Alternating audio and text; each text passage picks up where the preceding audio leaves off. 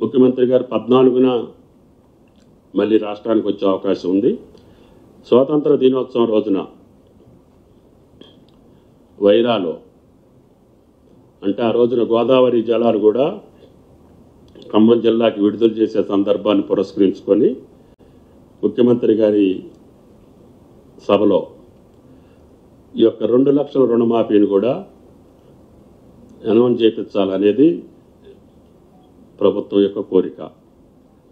కాబట్టి 3వ విడత 2 లక్షల లోపు ఉన్నటువంటి రుణాలన్నీ కూడా స్వాతంత్ర దినోత్సవం రోజునే గౌరవ ముఖ్యమంత్రి గారితో అనౌన్స్ చేయించాలనేది వ్యవసాయ శాఖ యొక్క ఆలోచన. దానికి తప్పకుండా ప్రయత్నాలు జరుగుతున్నాయి. దాన్ని ఆ రోజున సఫలీకృతం చేయాలనేది మా కోరిక. మిగతా అన్నీ కూడా నేను చెప్పినటువంటి ఎర్రర్స్ అన్నిటినీ సెట్ చేసి తప్పకుండా ఈ కార్యక్రమాన్ని పూర్తి చేస్తామని చెప్పి విజ్ఞప్తి చేస్తున్నా. కొంతమంది ఆధారు లేకపోతే రాని వాళ్ళందరినీ మాకు వాట్సాప్ చేయమని చెప్పి ప్రకటనలు ఇస్తున్నారు. అసలు మీ టైంలో కానటువంటి అప్పు ఏదన్నా ఉంటే వాళ్ళని వాట్సాప్లో మీరు తీసుకొని ఆ అప్పులు తీర్చండి. ముందు మేము తీర్చే కాకపోతే అప్పుడు తెచ్చుకుందరు, కానీ మా ప్రక్రియ పూర్తి కాలేదు. ఈ ప్రక్రియ మధ్యలో నడుస్తుంది.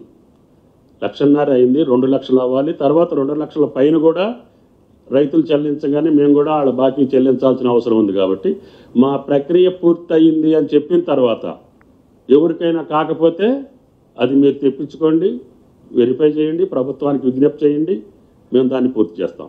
కానీ మీరు ఇచ్చినటువంటి వాగ్దానాలలో కానటువంటి నెంబర్లు ఏమన్నా ఉంటే 2018 కంటే ముందు కానీ లేకపోతే 23 కంటే ముందు మీ ప్రభుత్వ కాలంలో కానటువంటి రుణమాఫీ ఉంది కదా, అవి తెప్పించుకొని వాటిని క్లియర్ చేస్తే సంతోషిస్తారని చెప్పి ఆ ప్రబుద్ధులకు విజ్ఞప్తి చేస్తున్నాం. కాబట్టి అన్నీ తెలిసి అన్ని రంగాల్ని విచ్ఛిన్నం చేసి విధ్వంసం చేసి ఈరోజు అది బాగలేదు ఇది బాగలేదంటే ఏది బాగలేదన్నా దానికి మూల కారణం మీరే తప్ప వేరేది కాదు.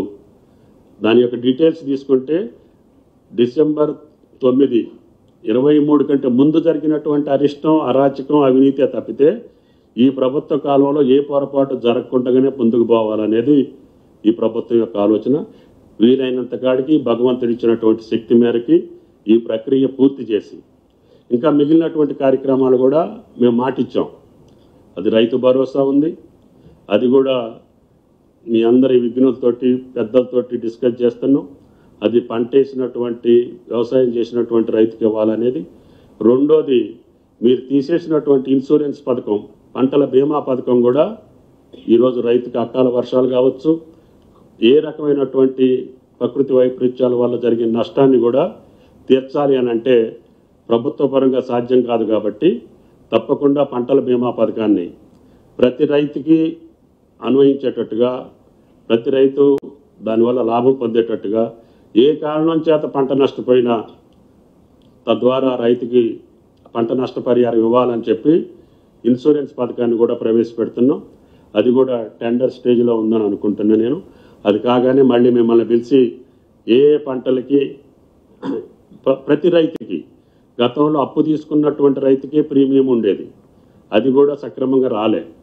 కాబట్టి ఆ రైతు ఈ రైతు అనకుండా అందరి రైతులకి మేమే ప్రీమియం కట్టి ఆయన భూమి యొక్క విస్తీర్ణాన్ని బట్టి మేమే ఇన్సూరెన్స్ ప్రీమియం కట్టి ఏ రైతుకి ఏ పంటకి నష్టం వచ్చినా కూడా ఆ రైతును ఆదుకోవాలనేది ఈ పంటల బీమా పథకం యొక్క ఆలోచన. అది కూడా ఈ సంవత్సరం ప్రవేశపెడుతున్నాం. అదేవిధంగా రైతు బీమాని కూడా కంటిన్యూ చేస్తున్నాం. దాంట్లో ఎక్కడా కూడా వేరే ఆలోచన లేదు.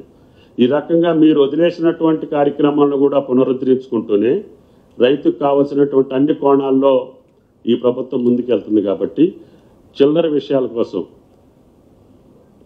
పార్టీని ప్రభుత్వాన్ని బురద జల్లేటటువంటి కార్యక్రమం మేము తీసుకుంటామంటే ఆ బురద మీకే చెల్లుద్ది తప్ప ఈ ప్రభుత్వం మీద పడదు.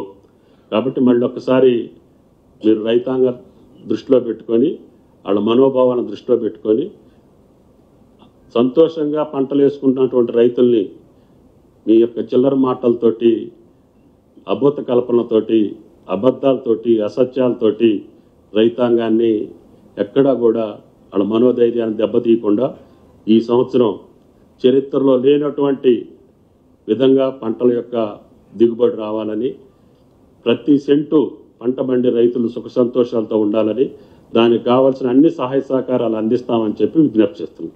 Thank you.